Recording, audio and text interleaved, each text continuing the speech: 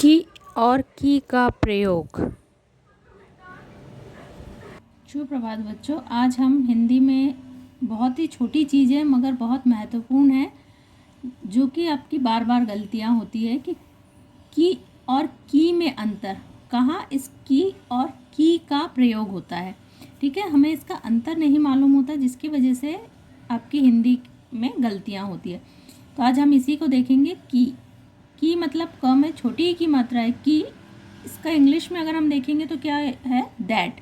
दो शब्दों को जोड़ने के लिए कंजक्शन के रूप में इसका प्रयोग होता है। माँ ने कहा कि जल्दी आ जाना। किसने कहा है? माँ ने कहा। दो वाक्यों को जोड़ने के लिए जहाँ पे प्रयोग होता है वो किसका प्रयोग होता है? की का प्रयोग। ठीक है, इसके कुछ नियम हैं जिनको कि हम देखेंगे। इसमें है नियम 1।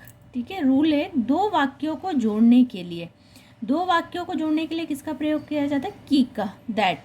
इसके उदाहरण है, माँ ने कहा कि वह बाजार जाएगी।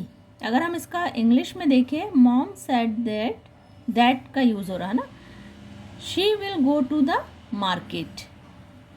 कहा की का इसमें प्रयोग होता, दो वाक्यों को जोड़ने के लिए। मुझे यकीन है कि तुम पास हो जाओगे। I am sure that you will pass. इसके बाद है दूसरा नियम, रूल नंबर 2, क्रिया शब्द के तुरंत बाद प्रयोग किया जाता है। क्रिया हमने पढ़ा है, किसी भी काम के करने या होने को क्रिया कहा जाता है, तो क्रिया शब्द के तुरंत बाद इसका प्रयोग किया जाता है। रीना ने सोचा कि राधा सो चुकी है। यहाँ पे सोचना भी क्रिया हो रही है, तो उसके तुरंत बाद इसका प्रयोग हुआ है। ठीक है, रीना ने सोचा कि राधा सो चुकी है। तो अभी हमने नियम 2 में देखा कि क्रिया शब्द के तुरंत बाद भी किसका प्रयोग होता? की का प्रयोग होता। पहला नियम दो वाक्यों को जोड़ने के लिए, दूसरा नियम क्रिया शब्द के तुरंत बाद। नियम 3, या के स्थान पर प्रयोग होता। दो वस्तुओं में जब किसी एक को चुनना हो, ठीक है, ये क्या कर रहा? या का काम कर रहा, तब हम इसका प्रयोग करते की का। आप क्या लेंगे, चाय या कॉफ़ी? ठीक है, दो वस्तुओं को चुनने के लिए दिए गए, चाय लेंगे या कॉफ़ी लेंगे।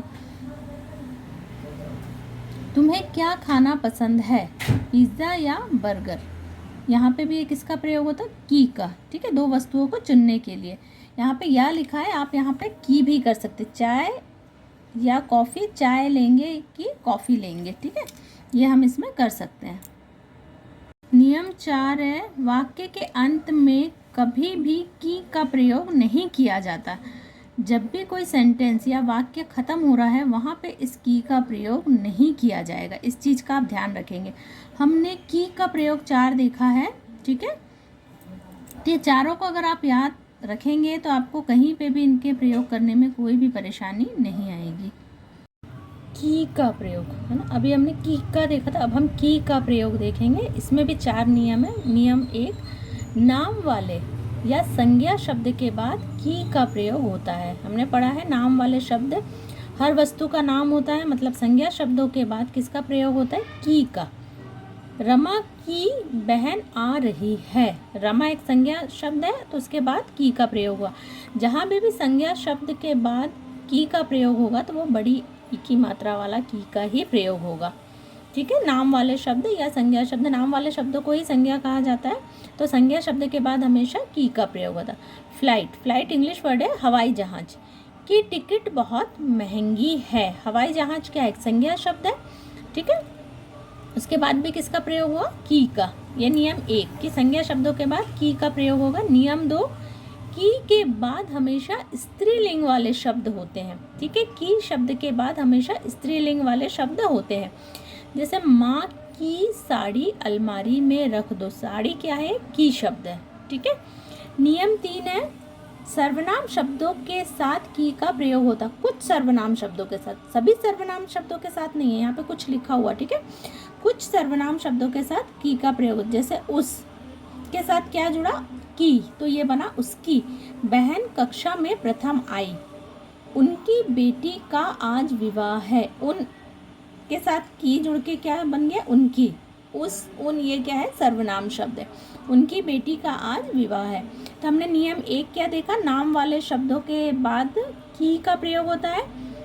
की के शब्द के बाद हमेशा स्त्रीलिंग शब्द होते हैं और सर्वनाम शब्दों के साथ की का प्रयोग होता है। वाक्य के अंत में की का प्रयोग, ठीक है, ये इस की का प्रयोग वाक्य के अंत में होता है और की जो छोटी ई की मात्रा की का प्रयोग वाक्य के अंत में नहीं होता, हमने पढ़ा, लेकिन इस की का प्रयोग वाक्य के अंत में होता है। राम ने बहुत मेहनत की, ठीक है, वाक्य के अंत में भी होता है। क्या तुमने अपनी पढ़ाई पूरी की, ठीक है, तो ये भी क्या है, वाक्य के अंत में। तो ये इन 4 नियमों को अगर आप याद रखेंगे तो आप की और की से संबंधित कोई भी गलतियाँ नहीं करेंगे, जो कि हिंदी में छोटी छोटी गलतियाँ हैं लेकिन बहुत बड़ी गलतियाँ हैं। इन्हें सुधारने के लिए आपको इन नियमों को याद करके अच्छे से ध्यान में रख के इनका प्रयोग करना है। इसमें बेटा मैं एक वर्कशीट भी शेयर करूँगी जिसमें की और की का प्रयोग करते हुए आपको पूर्ण करना है। एक अभ्यास कार्य रहेगा जिसको कि आप करने से आपके और भी जितने भी डाउट्स है वो क्लियर होंगे।